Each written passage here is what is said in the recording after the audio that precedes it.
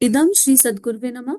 जन्म शताब्दी पुस्तक माला 70 गायत्री महाविद्या की उच्च स्तरीय साधनाएं डे 5। परम पूज्य गुरुदेव वंदे माँ के दिव्य प्राण को अपने भीतर अनुभव करते हुए उनके दिव्य प्राण के साक्षी में इस स्वाध्याय का इस स्वय का अध्ययन आगे बढ़ते हुए पिछले स्वाध्याय में कल गुरुदेव पौराणिक पक्ष बता रहे थे गायत्री का। उन्होंने कहा कि मैं आपको गायत्री के सारे पक्ष बताऊंगा और फिर गर्व की बात है, गुरुदेव ने कहा अब तुम मेरे अच्छे बच्चे हो गए हो, बड़े बच्चे हो गए हो, जवान बच्चे हो गए हो, इसलिए मैं तुम्हें गायत्री की वो सारी शिक्षाएं बताऊंगा जो फिलॉसफी है, जो विचारशीलों की है, जो तुम्हारे जीवन को पूर्ण रूप से बदल सकती है। और फिर गुरुदेव ने हमें वशिष्ठ रूपी ऊर्जा क्या होती है वो समझाया, गायत्री रूपी ऊर्जा क्या होती है, गायत्री कामधेनु है वो समझाया, नंदिनी रूपी ऊर्जा क्या है वो समझाया कहानी से, विश्वामित्र की और ऋषि वशिष्ठ की कहानी से। अब उसी क्रम में हम आगे चलते हैं। जब विश्वामित्र ने गाय को, नंदिनी गाय को छीनने का प्रयास किया और वशिष्ठ जी ने, ऋषि वशिष्ठ ने आज्ञा दी, सिद्धि थी नंदिनी उनकी कि भाई नंदिनी जाओ इनकी अकल ठिकाने लगा दो, तो सब कुछ तहस नहस हो गया, सब कुछ इधर उधर हो गया। नंदिनी ने अपने सींगों से मार मार कर पूरी सेना को परास्त कर दिया, सारी सेना भाग खड़ी हुई और राजा भी भाग खड़ा हुआ। अब क्या हुआ, अब विश्वामित्र का जो क्षत्रिय हृदय था, विश्वामित्र एक विचारशील थे, वो सारे प्रजा का बहुत ध्यान रखते थे, उनके मन में एक परिवर्तन आया।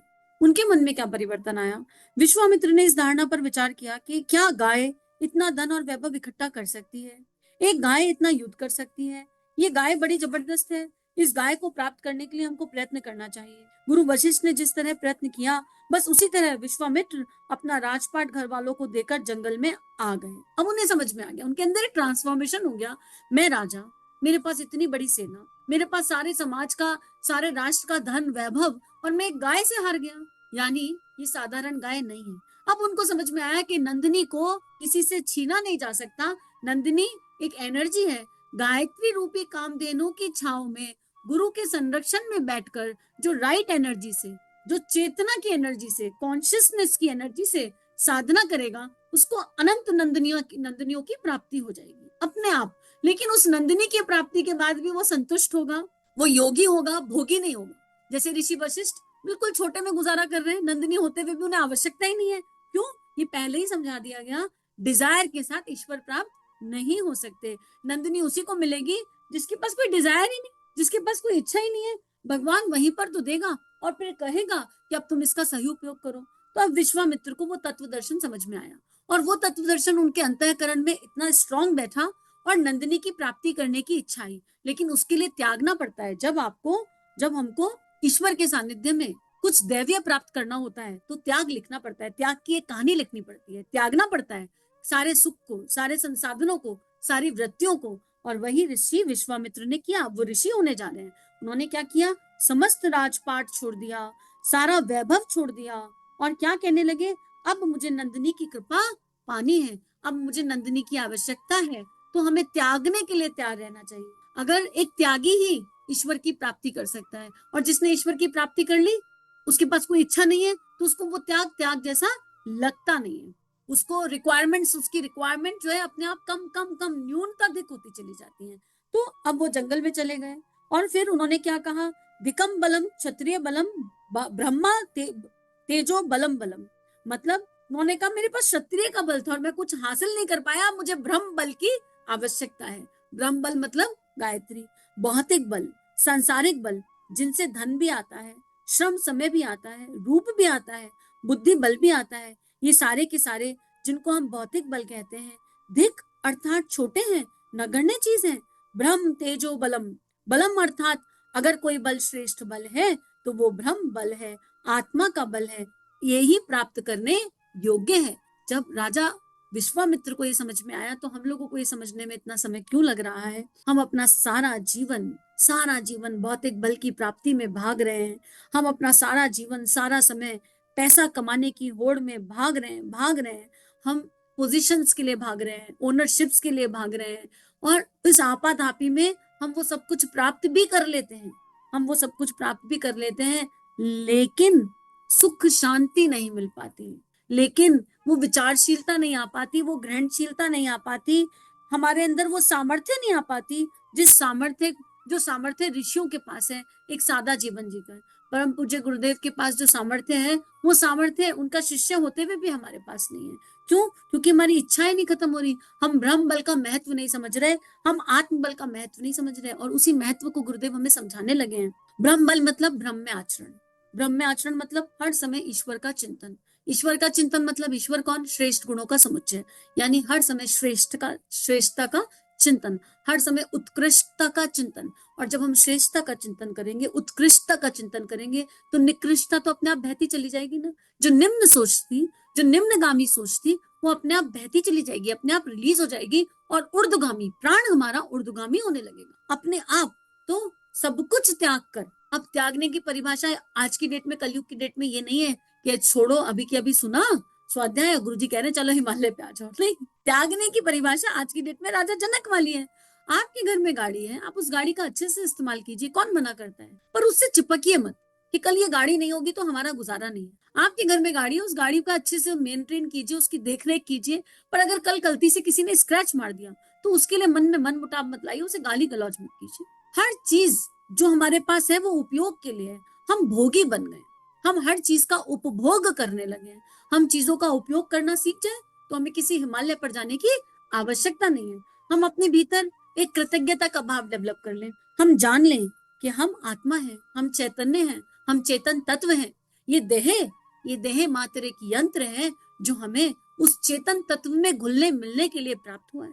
इस देह से हम विदेह जीवन जीकर, इस देह से हम ईश्वर का चिंतन कर कर, इस देह से हम ईश्वर के गुणों का चिंतन कर कर, इस देह से हम हरि कथा का गुणगान कर कर ब्रह्म बल को प्राप्त करेंगे, और फिर भी इस देह में रहेंगे। जैसे मीरा रही, माँ मीरा ने क्या किया, उन्होंने भी त्यागा ना। महलों में पली, बन के जोगन चली, महल छोड़ दिए, चली गई, सब कुछ त्याग दिया, जरूरत ही नहीं थी किसी चीज की। तो गुरुदेव हमें आज वही समझा रहे हैं कि जितना भी बल रूप जो चारों तरफ से मिल रहा है, हमने मैनिफेस्ट कर भी लिया है, तो वो टेम्परेरी है, परमानेंट नहीं है। लेकिन अगर हम चेतन तत्व को जान जाएं तब भी हम वो सब चीजें मैनिफेस्ट कर सकते हैं, राइट इंटेंशन के साथ, राइट मैनिफेस्टेशन। क्योंकि हम सबको सारे बल चाहिए, physical power, mental power, emotional power, financial power, social power. ये एक आध्यात्मिक इंसान को भी चाहिए, एक संसारिक इंसान को भी चाहिए। आध्यात्मिक इंसान इन सारी पावर्स को इकट्ठा करता है तो देश का भला करता है, समाज का भला करता है, तिरंगे के बारे में सोचता है, उच्चतम सोचता है, और इन सारी पावर को इकट्ठा करके जो भी प्रतिभा उसके भीतर से प्रकट होती है, उन प्रतिभाओं में प्रेम की ऊर्जा मिला देता है, और उस प्रतिभा को समाज के खेत में बो देता है, बिना किसी आशा अपेक्षा के, बिना किसी इच्छा के, बस अपना कर्म करता चलता है। लेकिन यही हम देह के आयाम से प्राप्त करते हैं तो हमको एंजाइटी, स्ट्रेस, डिप्रेशन हो जाता है, क्योंकि हम कर्म करने से पहले ही कर्म के फल के बारे में सोचने लगते हैं।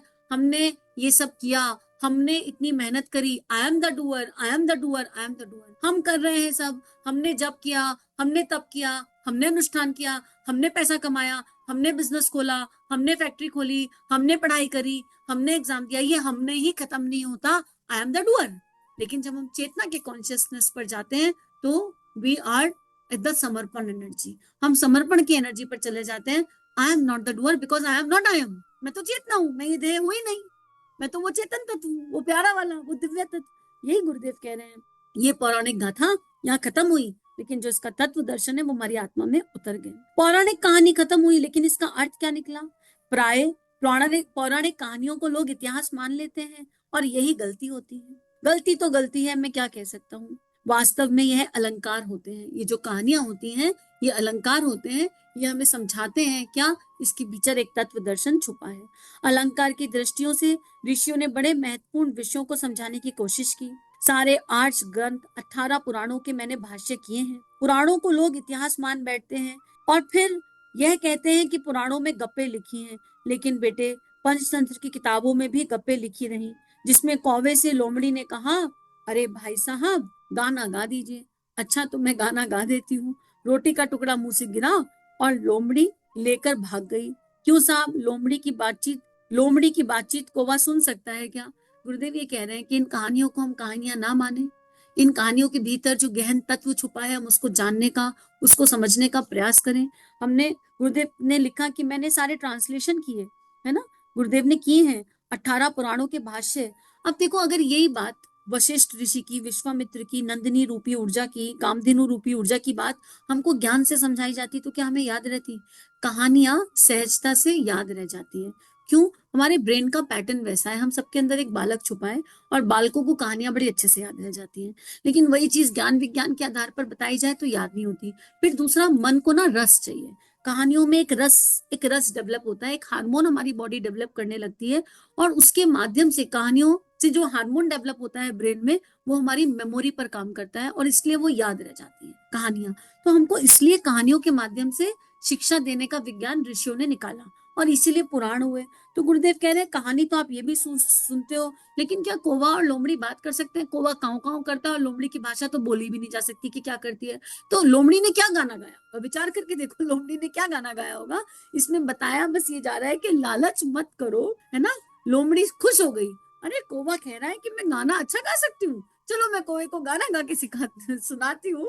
और वो ये भूल गई कि मैं इस लोकेशना के चक्कर में उलझकर जो मेरे पास है मैं उसे भी खो दूंगी, और ये कौवा मेरा लाभ उठाकर ले जाएगा। तो लोकेशना में मत उलझो, ये समझाया जा रहा है इस कहानी से। कोई आकर आपसे कहे अरे आप तो बड़े दिव्य हैं, अरे आप तो बड़े अच्छे हैं, आप तो बहुत ही मजेदार हैं, आपके पास आकर तो हमें मजा आ जाता है, और आप उसमें बह गए उस लोकेशना के भाव में, और इतना बह गए कि वो लोमड़ी के जैसे बह गए। और फिर आपने क्या किया, अपनी सारी रिसर्च, सारी थीसिस गलत इंसान के हाथ में दे दी। सामने कौवा बैठा था, सामने कोई ऐसा इंसान था ही नहीं जो उसका फायदा उठाए, क्योंकि आप तो बह गए, और फिर जो आपके हाथ में था वो भी चला गया, और उसने अपना नाम लेके छाप दी सब। फिर क्या कहेगी लोमड़ी, क्या कहेगी? लोमड़ी के हाथ में कुछ नहीं रह जाएगा। तो गुरुदेव ये समझा रहे हैं कि don't be lost, don't be lost. इस कहानी से भी हम सीख रहे हैं ना, हम पंचतंत्र की एक कहानी से भी सीख गए ना, तो हम पौराणिक कहानियों को केवल कहानी ना माने, उनसे सीखें। तो गुरुदेव कह रहे हैं वैसे तो लोमड़ी और कौवा बात नहीं कर सकते, फिर भी जब आप ये कहानी सुनते हैं तो आप इसका तत्व दर्शन उठा लेते हैं। तो क्या कोई ने बात की होगी, काऊ काऊ करके करी होगी? नहीं बेटे, ये झूठ नहीं है। बालकों को आकर्षक ढंग से, पहेली के ढंग से, प्रिय बुजुर्गों के ढंग से उनको महत्वपूर्ण बात समझा देते हैं, तो इसमें क्या हर्ज है? आप बालक ही तो हैं, और आप बालक हैं इसलिए आपको ऋषियों ने पुराणों के माध्यम से, कहानियों के माध्यम से समझाया, तो इसमें क्या ही हर्ज है? इसमें मनोरंजन भी रहता है, आकर्षण भी रहता है, और शिक्षण भी रहता है। कोई क्या समझे, पुराणों में विचित्र कहानियां हैं, कहानियों के माध्यम से लोगों को शिक्षण देने की कोशिश है, बताने की कोशिश है, बड़े महत्वपूर्ण विषयों को जो साधारणता समझ में नहीं आते, कठिन विषयों, जटिल विषयों, फिलॉसफी को समझाने के लिए कथानकों का माध्यम लिया गया है। यह कथा जो मैं अभी आपको सुना चुका हूँ, इसका अर्थ क्या है? इसका अर्थ है आत्मबल, आत्मशक्ति इस संसार की सबसे बड़ी शक्ति है। ऋषि विश्वामित्र और ब्रह्म ऋषि विश्वामित्र और ऋषि वशिष्ठ के सानिध्य में हमने क्या सीखा? ये सीखा आत्मबल और आत्मशक्ति इस संसार की सबसे बड़ी शक्ति है। इसे प्राप्त करने के लिए गायत्री का, ऋतंभरा का, प्रज्ञा का अवलंबन लेना होता है। और जब हम गायत्री कर रहे हैं तो हमें युग दृष्टा परम पूज्य गुरुदेव वंदे माँ का आशीर्वाद मिला। ऐसे में हम ब्रह्म ऋषि, महर्षि वशिष्ठ और ऋषि विश्वामित्र का आशीर्वाद ना लें तो ये स्वाध्याय कैसे पूर्ण हो सकता है? तो मन ही मन आइए पहले ऋषि विश्वामित्र का ध्यान करें, ऋषि वशिष्ठ का ध्यान करें। वशिष्ठ एक उपाधि है और ऋषि विश्वामित्र वो हैं जो विश्व के मित्र बन गए, जिन्होंने गायत्री मंत्र को हासिल किया। और फिर एक कहानी और भी आती है कि उनको ब्रह्म ऋषि के पद की लालसा थी, वो ऋषि तो बन गए थे और उन्हें ये पता था कि जब तक वशिष्ठ का आशीर्वाद नहीं मिलेगा ये संभव नहीं है। वो सोचते थे कि जो वशिष्ठ हैं, जो मेरे गुरु हैं, वशिष्ठ उनके गुरु बने लास्ट में, कि ये ना मेरे लिए मतलब मेरे लिए उतना अच्छा नहीं सोचते। तो उन्होंने सोचा कि अगर मैं वशिष्ठ को मार दूंगा तो मुझे ब्रह्म ऋषि की उपाधि मिल जाएगी। ऋषि विश्वामित्र ने ऐसे सोचा और फिर वो एक रात को ऊपर चढ़े और जाने लगे, मारने लगे। उस समय वशिष्ठ ऋषि की पत्नी उनसे बात कर रही थी कि आप विश्वामित्र को इतना प्रेस करते हो तो उनके मुख पर एक बार क्यों नहीं कहते कि वो ब्रह्म ऋषि हैं? तो ऋषि वशिष्ठ बोले वो मेरा बड़ा प्रिय शिष्य है और उसके बिना तो, उससे तो संसार का उद्धार होना है, पर अभी वो समय नहीं आया कि मैं उसे ये कह सकूं। उसके अंदर ये एक लालसा है, ये एक इच्छा है, बस मैं उस इच्छा के विलय होने का वेट कर रहा हूँ। और बहुत तारीफ करते हैं। और ये सुनकर विश्वामित्र ग्लानि में भर जाते हैं। वो मारने के लिए आए थे, उनके अश्रु गिर जाते हैं और वो नतमस्तक हो जाते हैं गुरु के आगे, शरणागत हो जाते हैं वो अपने गुरु के आगे, वशिष्ठ के आगे, और उनसे क्षमा मांगते हैं। तो यहाँ पर भी क्या सीखने को मिल रहा है कि सदैव गुरु के आगे शरणागत रहो, कभी संशय मत करो गुरु पर, अपने गुरु पर कभी संशय मत करो। तो दोनों ऋषियों ने मिलकर अपने दिव्य जीवन से हमें इतना कुछ सिखा दिया। तो चलिए हम भी शरणागत हो जाते हैं परम पूज्य गुरुदेव वंदे माँ के आगे, ऋषि वशिष्ठ के आगे, ऋषि विश्वामित्र के आगे, और उनसे प्रार्थना करते हैं कि गायत्री रूपी ये कामधेनु हम सबके भीतर वो दिव्य प्राण स्थापित करे जिसकी आवश्यकता है युग निर्माण के लिए। हम सब शरणागत हैं और ईश्वर के, गुरुदेव माँ के, उस परम तत्व के, गुरु मंडल के युग निर्माणी हैं। हमारे भीतर अगर कोई भी ऐसी महत्वाकांक्षा है, कोई भी ऐसी इच्छा है जो ना होने योग्य है और जो इस संकल्प को, जो इस उद्देश्य को पूर्ण होने में बाधा है, तो वो सारी इच्छाएं आप हमारी हर लें, वो सारे मिथ्या भावनाएं आप हमारी हर लें और हमारे भीतर श्रेष्ठता का संचार करें, ताकि हम भी ये समझें कि आत्मबल और आत्मशक्ति इस संसार की सबसे बड़ी शक्ति है और हम भी इस आत्मबल को जीत पाए, इस आत्मबल को जान पाए, इस आत्मबल को समझ पाए और इसी उद्देश्य से हम नियमित गायत्री साधना करें। तो आज का स्वाध्याय इसी के साथ गुरु चरणों में अर्पित, समर्पित। सभी की दिव्य चेतना को कोटि कोटि नमन वंदन। चलिए समाज में कुछ अच्छा बांटे। अगर ये भावनाएं आपके अंतःकरण को स्पर्श कर रही हैं, आपको अच्छी लग रही हैं और आपके जीवन में परिवर्तन आ रहा है, तो इस परिवर्तन को विश्वव्यापी बनाते हैं। संतों की और ऋषियों की इस लेखनी को सब जगह फैलाते हैं। चैनल को लाइक कीजिए, सब्सक्राइब कीजिए और ज्यादा से ज्यादा साझा कीजिए। जय हिंद, जय भारत।